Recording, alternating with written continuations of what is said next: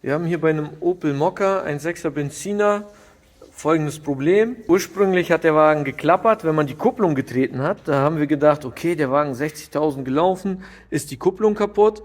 Wir haben natürlich das Getriebe ausgebaut und alles andere auch. Haben uns die Kupplung dann angeschaut und gemerkt, nee, das ist alles okay.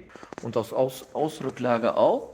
Und haben dann weitergeguckt und haben gemerkt, dass die Kurbelwelle ein Spiel hat. Sprich Axialspiel.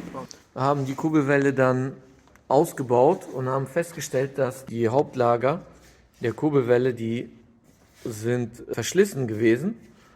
Jetzt zeige ich euch mal, wie die Kurbelwelle aussieht, als wir die ausgebaut haben. So müsste das eigentlich aussehen, so blank. Und hier sieht man, da ist eine Kante, so eine Riefe. Ähnlich wie bei Bremsscheiben, wenn die so eine Kante haben.